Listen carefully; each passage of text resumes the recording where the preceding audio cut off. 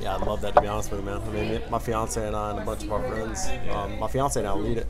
Yeah. And then there's probably like a good 20 people that go with us that we know.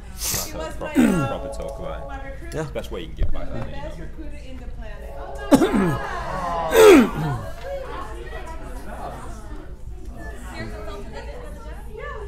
Wow, that's impressive.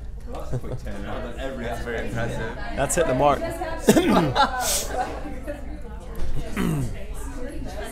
She needs to put that on social media pretty quick. And wait to steal the thunder too, and we're alive. Wow. Good job. That's awesome. Hey, tell us about it since we're alive and all. Come on now. So what's the comment? To the best recruiter in the planet. From my consultant. That was quick. I know. Wow, that's amazing. That's a good job. Yeah, it's always very cool to celebrate everybody's success, and then it just, that's one of the beauty of having I don't know. Sometimes I worry about this. I used to be home based for quite some time, and then it's about 50-50 when I start having people reporting to me, and then but it's always something that I enjoy working from home. Don't get me wrong. Enjoy my cup of coffee and all, but there's always something that's missing. It's stuff like this that the energy and all. It's the energy, the collaboration. I mean, some people, I can vouch for myself. I'm highly effective in my own element, but at the same token, you don't get that, that inspiration that you need sometimes. You don't have that human interaction on a day-to-day basis, and like you said, the energy. That's definitely important. So yeah, and the camaraderie has people around you. So granted, being a good day, bad day, good month, bad month sometimes, and sometimes it's hard to get out from on a slump, or when you're having a down low. Especially doing the full 360, it gets tough. It gets to you mentally, physically, or both, or vice versa. Well, the good thing about it is, you have a wealth of resources around you. Everybody has their own style. Everybody has their own methodology. So, if you're hitting that, like you said, like a slump, you're hitting a downslope. You can get that. You can get that spark of energy, that spark of life from somebody else just from a 10-second conversation of, hey, can you walk me through this? Let me get your perspective. So, I definitely enjoy it. Yeah. Good to hear. I have Justin coming back with me, Justin McCurley. Hey, for those of you who have met Justin before, have watched a previous episode with Justin McCurley before. Justin, can you give us a quick intro about who you are? I'm the INFOR specialist here at IT Works. Been here for getting closer to a year now. Coming around. December 5th, right? December 5th, yeah. December 5th, so it's building up. Born and raised here in the great state of Georgia, north of the city of Atlanta. So still hold a grudge towards that Boston football game. We just talked about it over lunch, about Super Bowl. It was crazy. Coming back on what we talked about, because obviously you've been here for quite some time now. You've done recruitment a little bit more in the past, but a lot of them is a life experience. What is your take on the ups and downs, the good and the bad? Of the industry as a whole, or? I think that more so doing the full 360. Well, doing the full 360, I mean, there are the perks, there's downsides, but to everything there's benefits and downsides. I believe the benefits far outweigh any kind of downside.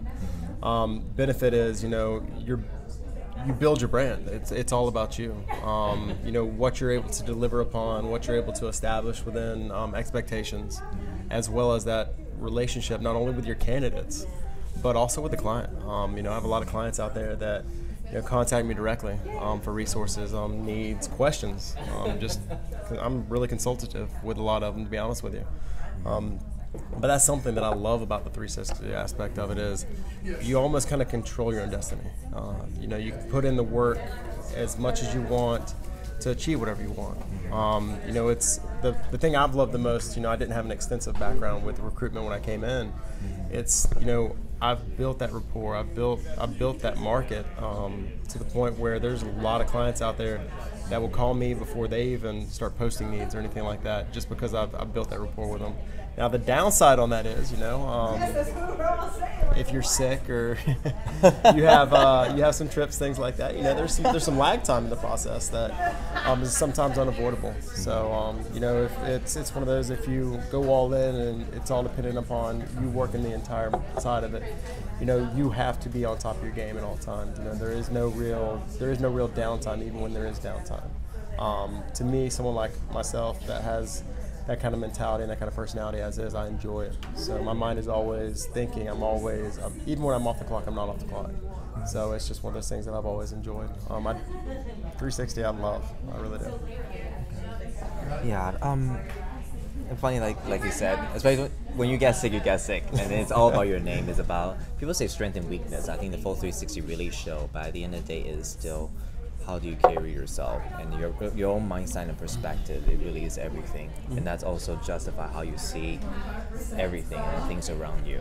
But also know that you have an ability to do something about what you wanted to do. I think most of you know me that I'm naturally abrasive on how I talk. So with that angle going in, how has your transition been for the past 2 months? Going to different places, exciting things. How do you feel so far being back here for a few weeks now? I've had more experiences in the last 2 months, I guess, than I have in the last 2 years, in my mind. It's been a non-stop revolving. I mean, it literally feels like yesterday I was on the show last. So it's a good thing. But it's I don't think I've really caught back up. I did get a little sick when I got back. It all started off with, it's normal. Most internationally you come back with a little bit of a little bit of a tickle in the throat. Yeah. I started out with INFORUM, and INFORUM was amazing. Going up to New York, getting to meet the candidates we speak to, getting to meet the clients, getting to meet the team there at INFOR, sitting in the breakout sessions. I mean, that really started this whole last 2 months of movement I've had. And I mean, it was amazing. It really was. It was an experience it far exceeded expectations. I had a great time. We made some great connections up there. I definitely brought in some new people to speak with. Definitely my wealth and knowledge of the actual software itself grew exponentially there. I mean, I've still got days and days of stuff to review just to kind of refresh on that stuff. So, and the transition from there to Kenya was literally like this. I flew back in here to Atlanta Wednesday, and I was flying back out Thursday. So I was shocked that you came right back in just to want to catch up on everything that you've done. Yeah, it was impressive. It was great. I was still working Thursday, literally up until the moment where I was going through security at the airport. Yeah. So, Custom. So let's talk about INFORUM 2017 first, because I think from everything that we have heard, it was an incredible experience. I think besides Bruno Mars and all, and then Lenise gave us her perspective on how what she experienced from what she expected to afterwards. What is your take on this entire conference? I think the conference is amazing. Just seeing the energy of everyone in there, especially during the Charles' session, as well as when they were talking about the direction of INFOR the next year and in the future, you could just feel a buzz in that room. That, I mean, it was motivating. It really was kind of inspirational. They're, listening to the product Coleman that's coming out, their AI. Also, going through the whole breakout of what Burst is going to do for business intelligence for the company. It really was, like I said earlier, it was a lot more than I was expecting. On top of that, we had our colleague from the UK, Colette, come over. So it was great seeing, both sides of IT works kind of merging and joining together there. We got to collaborate a lot, which usually only happens over the phone or through email. So it was great having that camaraderie and being able to, experience it all together. But on top of that, the breakout sessions were put together so well. I sat a lot in M3 sessions myself, and learning so much about the platform, learning so much about the product, where it's going to be in the next 2 years, and actually getting to sit there and talk not only with my colleagues and my team about what I've learned, but actually talking to the people that were in the breakout sessions itself, talking to the people, the customers, some of the candidates and people actually work on the software, getting their input, real time with, learning what's coming up as myself. It was great. I mean, the INFORUM was top notch. They really put it together well. I really wish I'd have been able to stick around for Bruno Mars, but Kenya awaited me, so it was a good trade-off. Definitely looking forward to 2018. Lots more to come. And if an individual want to talk to Justin, obviously that contact us 678-291-0081 or Justin.McCurley at itworksdirect.com. And we saw the badges as well for INFOR, but we also saw that we're also seeing that a few more additional items on the table. So walk us through what that Kenya experience was like.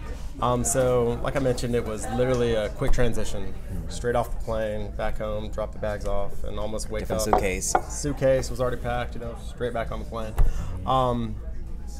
The trip over there is pretty extensive. It's two 9-hour flights, a little quick layover, but once you touch down out there, it's a whole new experience. I mean, your body gets this new energy, this new life. This is obviously not my first trip out there. My fiance and I actually were leading on this one. She did an amazing job leading it. But, when you walk out of the airport there and the first face you see is the leadership there with 410 Bridge, the team that has been taking care of us when they're out there, it's almost surreal. It's a whole new experience. That very first time pulling into the village the next morning, you literally see hundreds and hundreds of little children running at you. I mean, it's crazy how excited they get. So it was awesome. We got off. We had an opening ceremony, which it's always entertaining. They do a little song and dance for us. I'll definitely have to post some videos and some pictures on my on the link here to kind of just expound on what I'm talking about. But seeing the development that this community has had over the years, throughout these trips, it's really inspiring. Your last trip was last summer, right? Yes, sir. Okay. Yeah, last trip we went out June of last year. So what do you see over that 13-month period of the entire transition? What was that like? Was it the same location? Same location, same Similar village. people. We stay in the same community for 5 years. That's the 5-year plan. Go for it. It was great. You get to see a lot of these kids. They've grown. I mean, there's one little kid, George. I'll post a link with him. I mean, I feel like he's grown 6 inches. But seeing the community as a whole, they're so welcoming. They're a lot more energy trip after trip. You start seeing a lot more life. You start seeing the farmland that other trips have cultivated out there. You start seeing the sustainable water systems that have been built and how that's affecting, the health in the community out there as well. But you also see a lot more of the adults in the community kind of tying in and buying into, the direction that the Leadership Council out there in 410 is doing. So it's really to see the transition from where they were July this year to where they were June of 2 years ago on the first trip. I mean, it is night and day. It's amazing. So it's only going to be, I can't even imagine where it'll be in 2 more years. So like I mentioned on the last trip, we led a team of 20 this time. My fiance was the leader. I kind of co-led. To be all honest, Jenna did an amazing job. She did a lot more than I did. I was there for more moral support and logistics, stuff like that. Cheerleader, the yeah, I was the cheerleader. Our trip was, half returning vets and half new people. A lot of young people. So it was great also getting to see their reaction to Kenya for the first time. I mean, I remember my first trip. I didn't know what to expect. It was almost overwhelming the first time I stepped foot in that village. With them, you could see it, but they snapped out of it so quick. I mean, they were in tune with it. It was almost like they'd been there forever. I had the honor of bringing my nephew along with me this trip. So my nephew, Chandler, he got to go with me, and, I didn't know how he was going to take it. I've never seen him in that kind of environment. Obviously, I mean, this was his first trip out of the States. Wow, he took big cultural to it. shock and all. Yeah, he took to it quickly. He wasn't reserved. He wasn't shy. He wasn't held back, which is, I figured he might be a little timid. He wasn't. He was all in from day one. The kids there flocked to him. Chandler's he's a little taller than I am. So out there he was. How old is Chandler now? Chandler's 20. He's also over 6 feet. He's over 6 foot. So he was an impressive person for them. They all like to feel in his arms and his muscles and stuff. So, but you know, we had some young people fresh out of high school with us. We had some people who had been on other trips to other places. But this was their first time out there. So it really was an amazing group. My biggest impact for this trip, not only getting to see Jenna lead in such an effective and amazing way, but it was also getting to spend time with my sponsor child, Rebecca. The medical team that went out there a couple trips before ours, they got her fitted for some walking crutches to help her move around. So we were able to actually deliver those to her on this trip. Seeing her face light up and seeing her move around was, I mean, it might have been the most beautiful thing I've ever experienced, to be honest with you. From that moment on, she was literally my shadow, my sidekick. I don't think if I was at her school, she was in my arms. So that probably was the best part of it all to me. But I mean, on top of that, you know, getting to, you know, redevelop and, you know, extend those bonds that we had built last year. I spent a lot of time with the Leadership Council and Kate and 410, a lot of them. Just, you know, continuing conversations that we had last year. I mean, it's been 13 months, but we picked up conversations as if it was yesterday. I mean, the memory and the impact it makes on them, it's mind-blowing. That these trips, not only they do so much for these communities because it's helping reestablish bonds and helping kind of, you know, get back to the fundamentals of what life's about. You know, it's all about personal relationships and, you know, taking genuine interest in each other and stuff like that. But, you know, it's amazing the level of the bonds that can be built in such a short period of time and how long they last. And how long have you known Rebecca? Rebecca, actually, I briefly had met her last year, very briefly. And that was my initial trip. Okay. The initial connect or contact, basically. At that not point. even really then. You know, we got back and we did a little. Rob, our mentor, like, you know, he's kind of our guru, our go-to when it comes to these trips. He leads them all. You know, he's an amazing man. But we had a group get together right afterwards, kind of a little debrief from the trip, you know, a reunion, and he was telling me the story of Rebecca and you know what's going on in her life and how amazing she was. And that day, like, I literally got my phone out right then and sponsored her. Like, at that moment, like, I was all in. You know, I sent her some letters, and really hadn't had a connection until that first day. And it literally was almost like I've known her my entire life. I mean, the bond and the connection we had instantaneously was huge. That's amazing to hear. So what's the reporting or the connection that you're looking forward to see working with Rebecca and potentially more other kids that you're mentoring, sponsoring? You know, the inevitable goal is to help these children. You know, the sponsorships go a long way in helping them get food and stuff like that with school. 410, the company, the organization out there on the ground that sets this up, you know, they have a thing where the goal leaving this trip was to have 20 additional kids sponsored. And if we were able to get that achieved, 410 was going to provide lunch for these kids every single day. So, I mean, for a lot of them, that's huge. I spent one day out there, and it literally broke my heart, but I saw a kid and came up to me while we were doing a session in the class, and he was outside waiting on his older brother and sister to get out of the class. And he was literally shaking and crying. So I went outside and talked to him for a little bit and had the teacher come out there. And he was having a breakdown because he hadn't eaten since the night before. And this is about 4 p.m. So his body was literally just breaking down.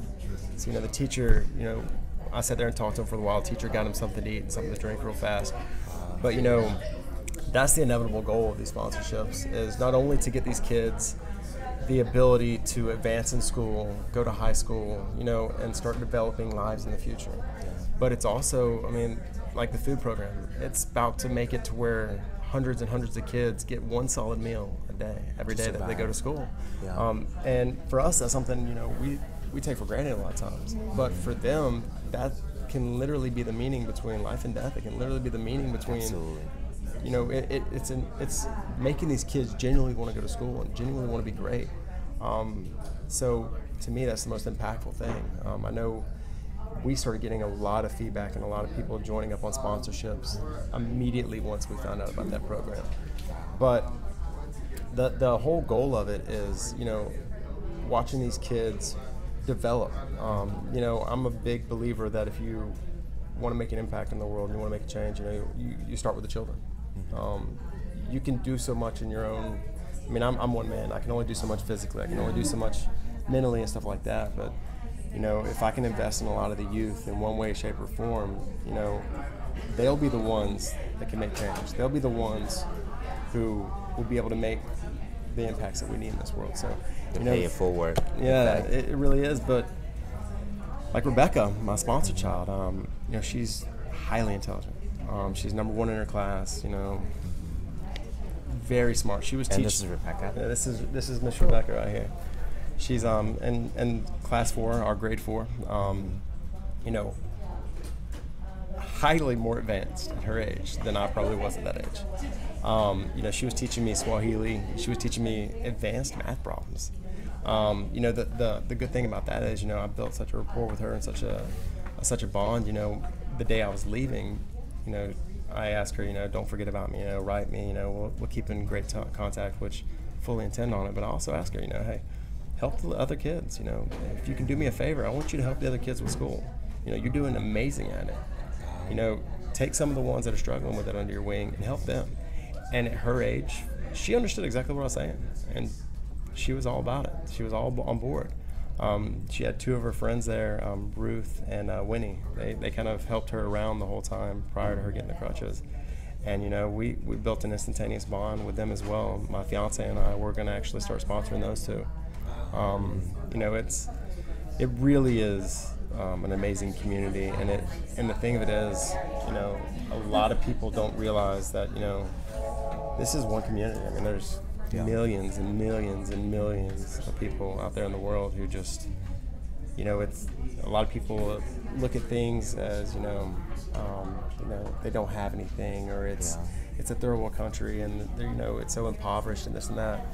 But to them, they have everything because they have the one thing. I mean, it ties into what we do here at IT Works. You know, it's all about that genuine interest. You know, people helping people. It's all about caring about your clients' needs as well as your candidates' needs. I mean, to them out there, it's perspective. You know, they have bonds with each other that we do through social media and stuff like that. Common goal. Obviously, each of them have your best intentions, but there's a common goal that you work towards too. So if any have any questions about 410 Bridge, would you suggest them to contact? You can contact me. I'd love to go in further detail about what GlobalX and 410 Bridge do. You can also go to globalx.org or 410bridge.org. Kind of read up on it. I'm always willing to kind of explain in further detail what these organizations do. So how do you and Rebecca communicate? Through letter. Through letters. Actually, handwriting letters. Handwriting letters. People don't do that nowadays. It's actually extremely impactful and powerful now. It is. We've built enough trips that go out there, and we have some of the leaders with 410 that go to and from. Rob, the guy I mentioned earlier, you know, he goes out there quite often, so we set up pictures and write some letters and stuff like that. So that's going to be the best form of communication until we're back out there. Yeah. I see. So how does Jenna feel about that you're looking to contribute your entire wedding funds towards the program? To be honest with you, I'm not sure if we didn't get married out there. During the opening ceremony, she had a little speech, and the women out there started chanting something. They started cheering and clapping. We may have gotten married out there. I don't know. But I mean, to be honest with you, I don't think it would offend her. I mean, this place is just a bigger part of her life as I am. I was joking. So is it really happening? No. No, we've already got some plans. And a certain venue in downtown will be very disappointed. Yeah, we've already got some plans established here in the city. that's actually what we've been doing since we got back from Kenya. It's been, not only has the market here with INFOR been just through the roof with the progression and everything going on, and the personal life, that's basically what I've been doing the most of. We're starting to get the all the little details taken care of now. A lot of the little stuff, which I'll admit I'm not the best at. So it's sort of like the trip out there. She's doing a good job, and I'm doing my best to fill in where I can. So that's awesome. So what's on the horizon for McCurley? We're getting married. Set a date for June 2nd. So we're doing we're getting some like the photography and all that taken care of right now. I'm definitely looking forward to the cake aspect. I want to go try some cakes personally. What's your favorite cake? Me personally, I'm a red velvet person, but I'm a big Georgia fan as well. I always wanted like maybe like a bulldog cake or something. That's where she graduated. But if you did a red velvet Georgia bulldog cake, I don't think it'd be too enticing to cut into it, and it's all red on the inside. So. Oh yeah, there's an image there. Yeah, but I'm a big red velvet fan myself. What about you? I like a little bit everything actually. I only have I'm not as crazy about carrot cake, but I think that since I moved to the South, the hummingbird cake really changed my perspective about carrot cake. So I can actually honestly say that I like everything now. You can ask. I mean, if Jenna was here, she'd be the first one to tell you. I have the biggest sweet tooth known to man. I'll eat as healthy as humanly possible, but then things like donuts are my downfall. Sorry, I contributed to it. Melissa's shaking her head. Yeah. Great. Well, Justin, thank you for always coming on board. Thank you. Have you back. And obviously, anybody have any questions about INFOR, about Justin, feel free to contact us 678-291-0081 or justin.mccurley@itworkswithout.com. And we'll see you next week. Thank you. Enjoy the eclipse.